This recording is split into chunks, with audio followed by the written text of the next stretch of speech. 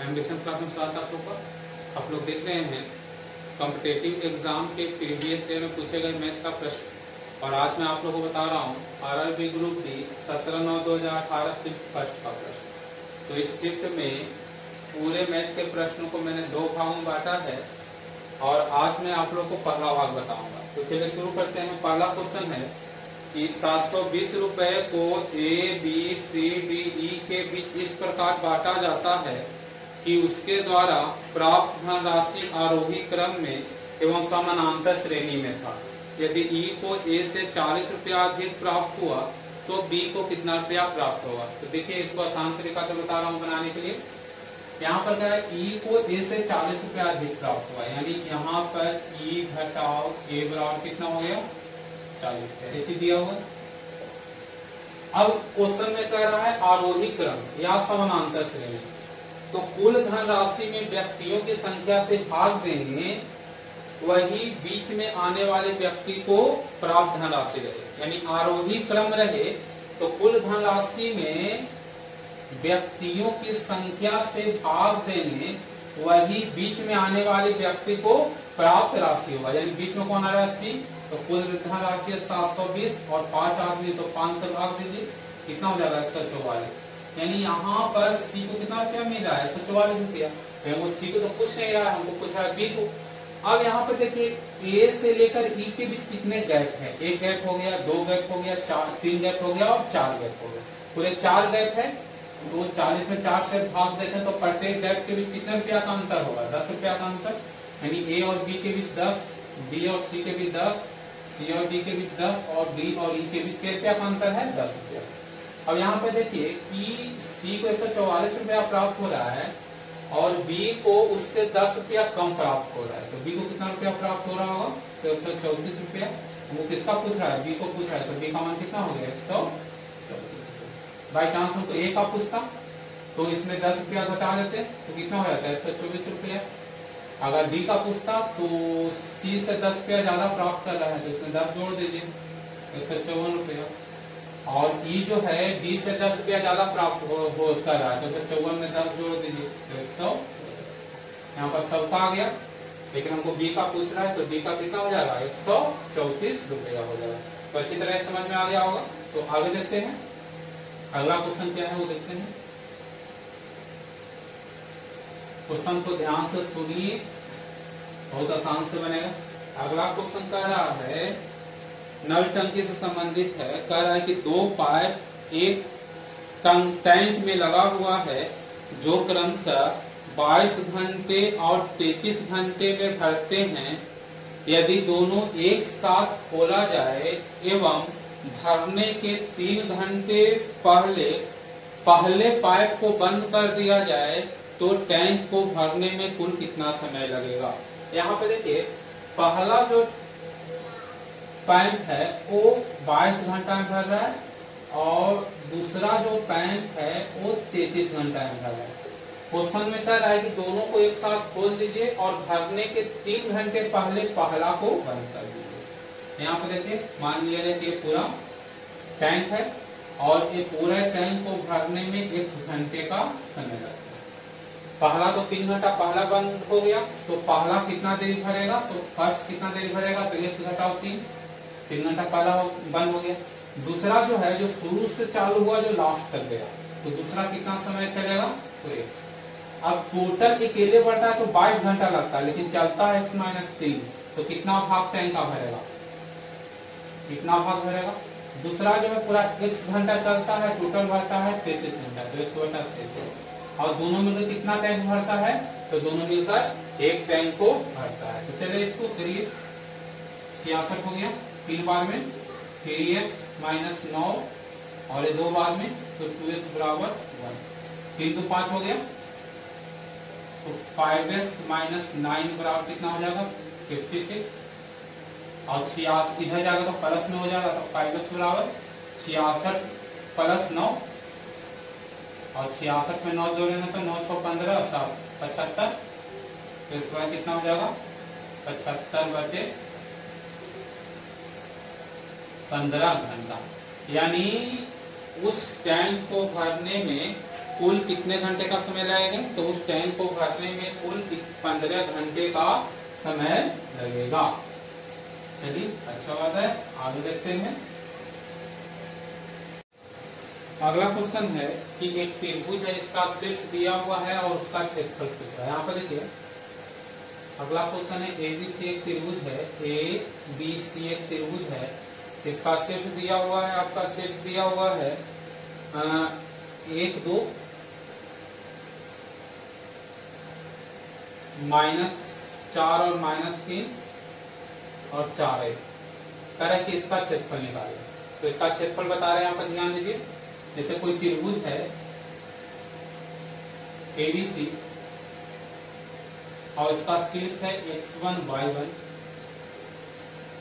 x2 y2 और x3 y3, ठीक है। अब इसका क्षेत्रफल निकालना है। तो देखिए बहुत आसान है उपाय। देखिए यहाँ पर शुरू करते हैं, यहाँ से A से x1 से शुरू करते हैं, ठीक है। लिख दिए x1। अब x1 शुरू करें तो अब इस छोटे यहाँ पर आइए, y2 माइनस y3 होगा। यहाँ पर क्या हो जाएगा, y2 माइनस y प्लस, अब x2 पर आइए, यहाँ पर x2 पर आ गए, x2 पर आए तो अब x2 को छोड़ दीजिए, अब यहाँ आ जाइए y3 माइनस y1, जैसे समझा रहे हो उसे देखिए याद रहेगा। अब आ जाइए x3 पर, x3 पर यहाँ चलिए y1 minus y2, y1 minus y2 जैसे बताएं उसको ध्यान में रखिएगा तो बहुत आसान से याद रहेगा, बटे 2। फिर से बार देखिए एक त्रिभुज है, इसका तीनों शीर्ष दिया हुआ है, इसका क्षेत्रफल निकालना है। तो यहाँ शुरू की x1 है तो x1 ले लिए और यहाँ पर ये छोड़कर यहाँ पर y2 माइनस y3 करते हैं प्लस, अब x2 लेते हैं तो ये छोड़ दीजिए, यहाँ पर y3 माइनस y1 लेते हैं, ठीक है ना, और प्लस। अब यहाँ पर x3 लेते हैं तो x3 जब ले लेंगे तो ये छोड़ देंगे तो y1 माइनस y2 बटा 2, ये त्रिभुज का क्या हो जाएगा, क्षेत्रफल होगा। अब यहाँ पे इसका क्षेत्रफल यहाँ पे दिया हुआ है, इसका शीर्ष दिया हुआ है 1 2 -4 -3 और 4 और 1, इसका क्षेत्रफल निकालना है तो यहाँ पे निकालिए। तो क्षेत्रफल 1 है तो 1, यहाँ पर क्या इसको y2 माइनस y3, ठीक है, तो कितना -3 -1 प्लस।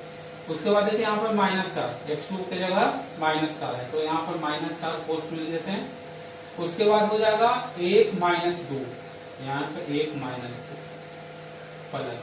उसके बाद कौन आ जाएगा x3 कितना 4 इंटू यहाँ पर 2 और माइनस होगा यहाँ पर और माइनस तो माइनस माइनस प्लस हो जाएगा, ठीक, और बटा कितना हो जाएगा बटा। अब यहाँ पे देखिए -3 और -1 -4 होगा, यहाँ पर -4।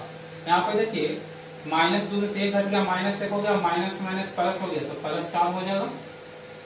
और यहाँ पर है 3 2 5 5 के 20 हो जाएगा बटा, बहुत आसान से बन गया, ये कट गया तो कितना हो गया 20 बटा 2 यानी 10 वर्ग इकाई, क्या हो जाएगा 10 वर्ग इकाई इसका क्षेत्रफल होगा। कितना क्षेत्रफल होगा 10 वर्ग इकाई इसका क्षेत्रफल होगा। आगे देखते हैं।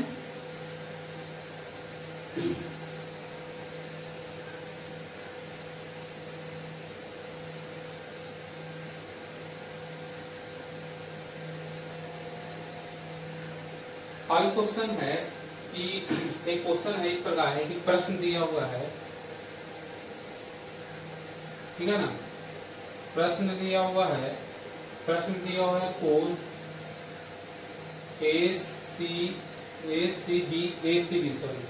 ACB का मान क्या होगा। प्रश्न दिया हुआ है कोण ACB का मान क्या होगा, दो सूचना दिया हुआ है। सूचना फर्स्ट सूचना है एक वृत्त बनाया हुआ है और इस प्रकार उसमें दिया हुआ है,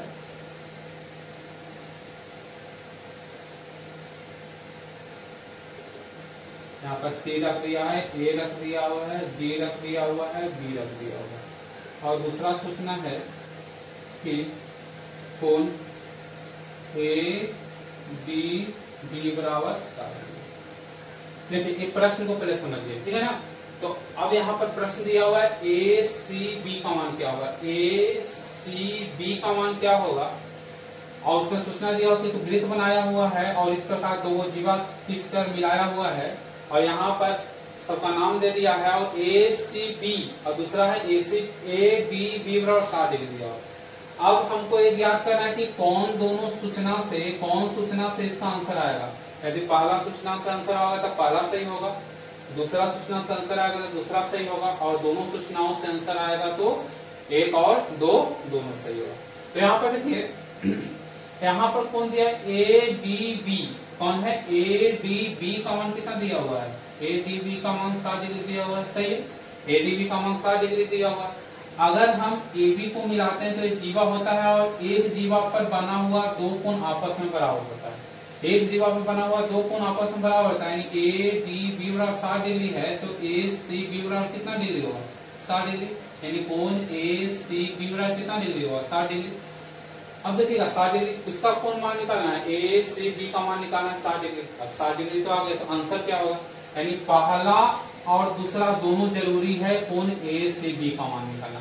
अगर वाली पहला ही फिगर रहता तो ए सी बी का मान नहीं निकलता, अगर केवल दूसरा ही दिया हुआ रहता तो भी ए सी बी का मान निकलता नहीं। तो दोनों जरूरी है, तो कौन आंसर होगा, एक और दो सूचनाएं आवश्यक है कोण ए सी बी का मान निकालना। इस प्रकार के प्रश्न प्रत्येक सेट या रेलवे के प्रत्येक परीक्षा में आजकल पूछा जा रहा है। तो चलिए आगे क्वेश्चन है,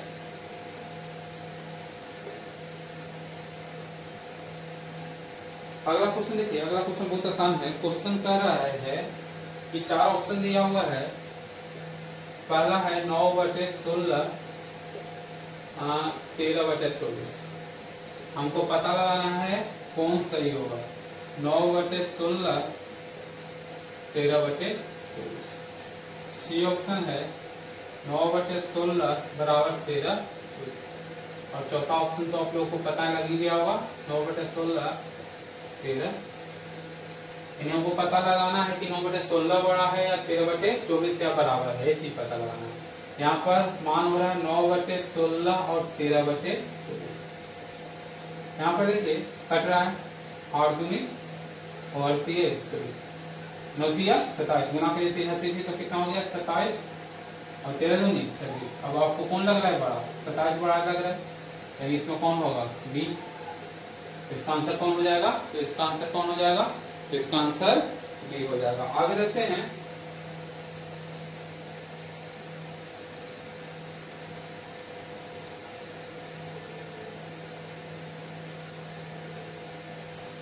अगला जो क्वेश्चन है वो प्रॉफिट एंड लॉस से है। तो क्वेश्चन है कि एक पेन को 144 रुपया में बेचा गया तो क्रेमूल पर 1/7 की हानि हुई।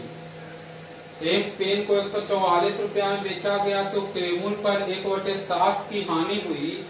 यदि उसे 189 रुपया में बेचा जाता तो कितने % का लाभ होगा।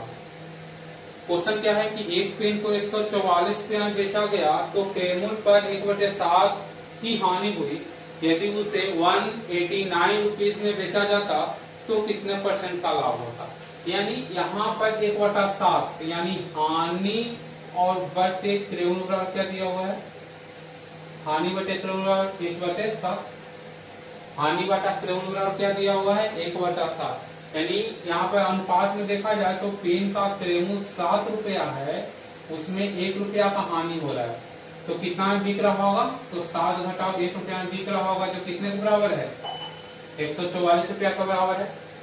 अब 1 बराबर कितना हो जाएगा, तो 144 बटे कितना 6, 7 में से घट गया 6 यानी 24, यानी 7 बराबर कितना हो जाएगा,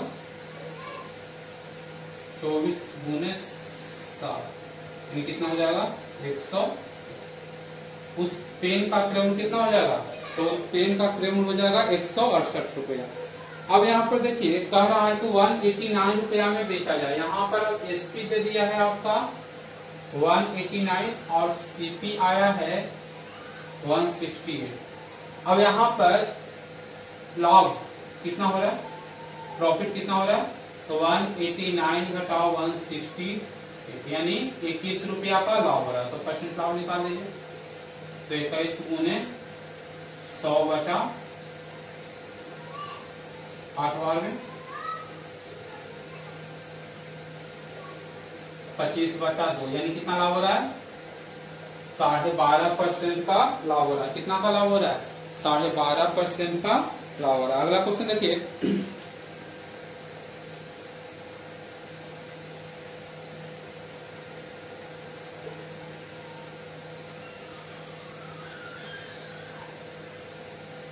अगला क्वेश्चन कह रहा है कि a माइनस बी का क्यूब, b माइनस सी का क्यूब और c माइनस ए का होल क्यूब और बटे फिर a minus b, a minus b, b minus c और c माइनस ए का मान क्या है।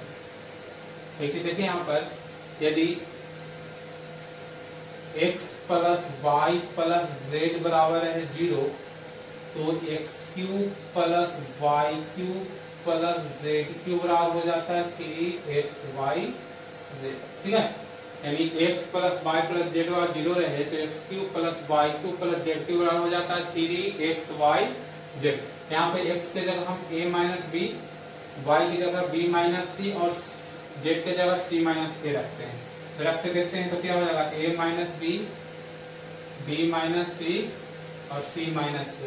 यहाँ पर a कट गया, c से कट गया, b से, यानी 0 आया। ऐसा क्या हो जाएगा? ऊपर 3ab(x,y,z) तो लिखिए 3a minus b, b minus c, c minus a. नीचे वही चीज दिया हुआ है 3a minus b, b minus c और c माइनस। ये दोनों तो आपस में कट जाएगा तो कितना हो जाएगा? इसका आंसर कितना आ जाएगा? इसका आंसर 1 आ जाएगा। इसका आंसर कितना हो जाएगा? तो इसका आंसर 1 आ जाएगा। आगे चलते हैं।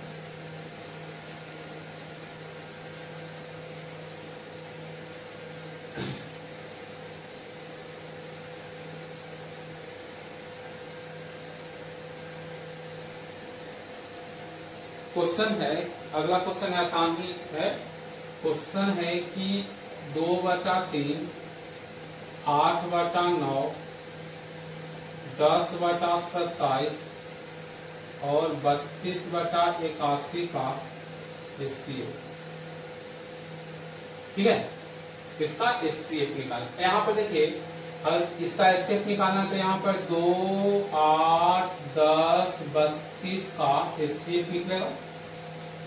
जिसका भी निकालना है, एलसीएम निकालना है तो एलसीएम निकलता है, एचसीएफ निकालना है तो एचसीएफ निकलेगा। 3, 9, 27, 81 का क्या निकलेगा? अब इसका एचसीएफ सबसे छोटा 2 है, दो जो है सबको विभाजित कर रहा है तो इसका एचसीएफ 2 हो जाएगा।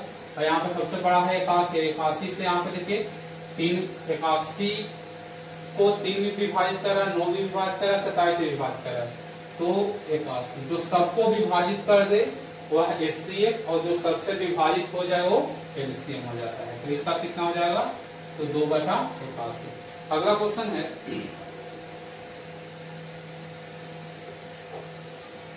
अगला क्वेश्चन इस प्रकार कर रहा है कि एबीसी एक टैंक से जुड़ा हुआ है।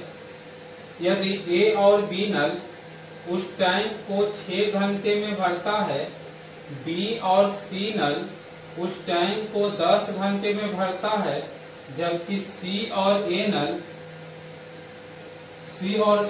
उस टैंक को 15/2 घंटा में भरता है, तो ए अकेले उस टैंक को कितने समय में भरेगा? क्वेश्चन क्या है कि एक टैंक से 3 नल ए बी से जुड़ा हुआ है। यदि ए और बी 6 घंटा में, बी और सी 10 घंटा में, जबकि सी और ए 15/2 घंटे में भरता है, तो ए उसे कितने समय में भरेगा? यहाँ पर देखिए, यदि ए और बी x घंटे में भरे, बी और सी y घंटे में भरे, जबकि सी और ए z घंटे में भरे। अगर पूछे कि तीनों मिलकर कितने समय में भरेगा? ए बी सी, पहले तीनों निकाल लेते हैं तो क्या हो जाएगा? तो यहाँ पर 2/1/x plus 1/y plus 1/z लेंगे। यहाँ पर कितना है? 2 और बटे कितना है? 6। तो 1/6 प्लस यहाँ पर 10 है तो 1/10 और प्लस 2/15। एलसीएम कितना हो जाएगा? 6, 10, 15 का एलसीएम 30।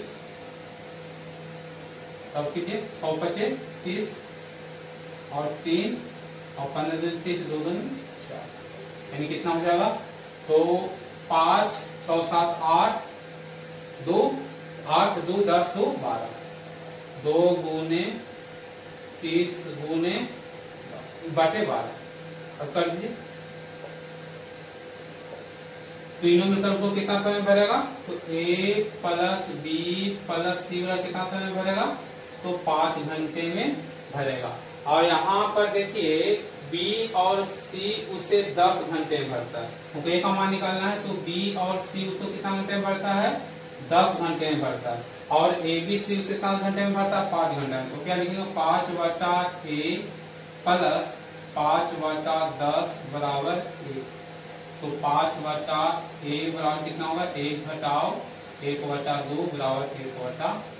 एक कितना समय भरेगा? तो एक उस टैंक को 10 घंटे में भरेगा। एक कितने समय भरेगा? तो एक उस टैंक को 10 घंटे में भरेगा। ठीक है।